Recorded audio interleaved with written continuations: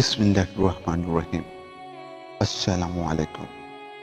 خوش آمدید کہتا ہوں آپ کو اپنے چینل سبق کہانی میں۔ چلتے ہیں آج کی کہانی کی طرف۔ حضرت سیدنا اکرمہ رضی اللہ تعالیٰ عنہ فرماتے ہیں کہ ایک ملک کا بادشاہ بہت ظالم اور کنجوس تھا۔ اس نے اپنے ملک میں یہ اعلان کر دیا کہ کوئی بھی شخص کسی فقیر یا مسکین پر کوئی چیز صدقہ نہ کرے، کوئی کسی غریب کی مدد نہ کرے۔ اگر کسی نے ایسا کیا تو میں اس کا ہاتھ کاٹ دوں گا۔ یہ خبر سن کر لوگوں میں سنسنی مچ گئی۔ اب ہر کوئی صدقہ دینے سے ڈرنے لگا۔ ایک دن ایک فقیر مجبور ہو کر ایک عورت کے پاس آیا اور اس سے کہا، اللہ کی رضا کی خاطر مجھے کچھ چیز کھانے کے لیے دو۔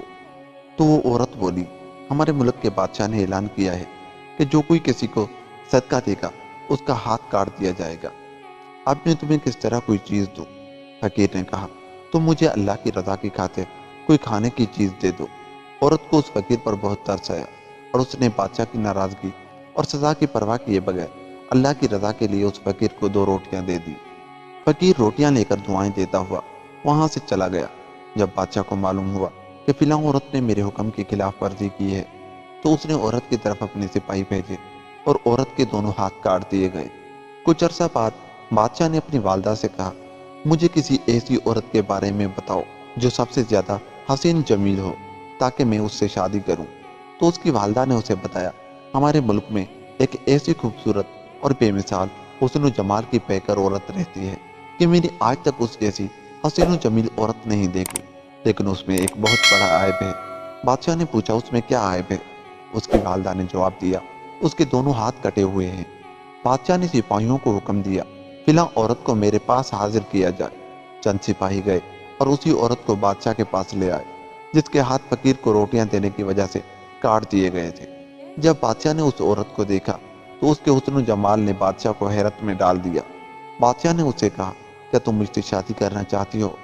عورت نے کہا، مجھے کوئی اعتراض نہیں، اگر تم مجھ سے شادی کرنا چاہو تو مجھے منظور ہے۔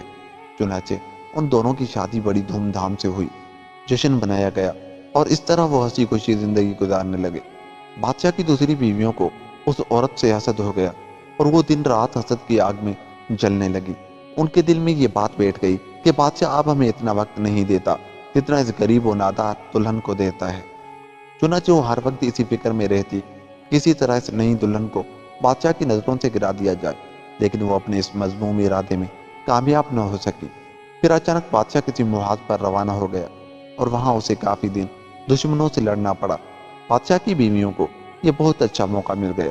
انہوں نے بادشاہ کو خط لکھا کہ تمہارے پیچھے سے تمہاری نئی دلہن نے تمہاری عزت کو داغدار کر دیا ہے اور وہ بدکارہ ہو گئی ہے، اور اس بدکاری کے نتیجے میں اس کے ہاں بچہ بھی پیدا ہوا ہے۔ جب بادشاہ کو یہ خط ملا تو وہ آگ بگولا ہو گیا۔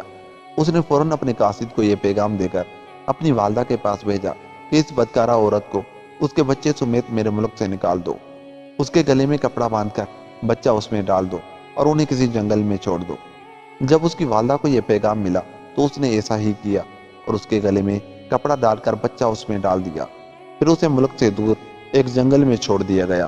اب وہ بیچاری تنہا جنگل میں رہ گئی، لیکن اسے اپنے رب سے کسی قسم کا کوئی شکوہ نہ تھا۔ وہ تو اس کی رضا پر راضی تھی۔ وہ بیچاری اسی طرح جنگل میں گھومتی رہی۔ پیاس کی شدت نے اسے پریشان کر رکھا تھا۔ بالآخر اسے دور ایک نہر نظر آئی۔ وہ نہر پر گئی اور جیسے ہی پانی پینے کے لیے جھکی تو اس کا بچہ گہرے پانی میں جا گرا اور ڈوبنے لگا۔ جب عورت نے اپنے بچے کو ڈوبتا دیکھا تو وہ رونے لگی۔ اتنے میں اس کے پاس 2 خوبصورت نوجوان آئے اور اس سے پوچھا، تم کیوں رو رہی ہو؟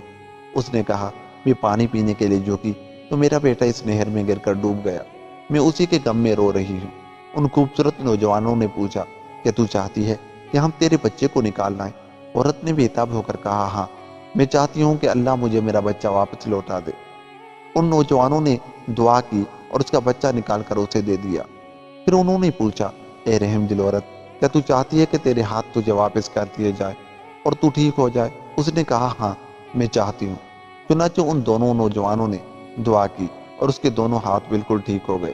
عورت نے اللہ کا شکر ادا کیا اور حیران کن نظروں سے ان نوجوانوں کو دیکھنے لگی، جن کی برکت سے اسے ڈوبا ہوا بچہ بھی مل گیا اور اس کے ہاتھ بھی اسے لوٹا دیے گئے۔ پھر ان نوجوانوں نے پوچھا، اے عظیم عورت، کہ تو جانتی ہے کہ ہم کون ہیں؟ عورت نے کہا، میں آپ کو نہیں پہچانتی۔ عورت کا یہ جواب سن کر انہوں نے کہا، ہم تیری وہی 2 روٹیاں ہیں جو تو نے ایک مجبور سائل کو دی تھی۔ سبحان اللہ! اس حکایت میں ہمارے لیے کیسی کیسی نصیحتیں ہیں کہ اللہ کی رضا کی خاطر جو نیک عمل کیا جاتا ہے وہ کبھی رائگاں نہیں جاتا۔ آخر میں تو اس کا اجر ملتا ہے، لیکن دنیا میں بھی اس کے ثمرات ظاہر ہوتے ہیں، جس طرح اس عظیم عورت کے ساتھ ہوا کہ دنیا ہی میں اس کو نیکی کا بدلہ مل گیا۔ لہٰذا ہمیں بھی چاہیے کہ اپنا ہر عمل اللہ کی رضا کی خاطر کریں۔ دوستو، اس لیے صدقہ کرتے رہیں اور نیک کام میں دیر نہ کریں۔ ملتے ہیں کسی ایسی ویڈیو کے ساتھ۔ جاتے جاتے ہمارے چینل کو سبسکرائب کر لیں۔ تب تک کے لیے خدا حافظ۔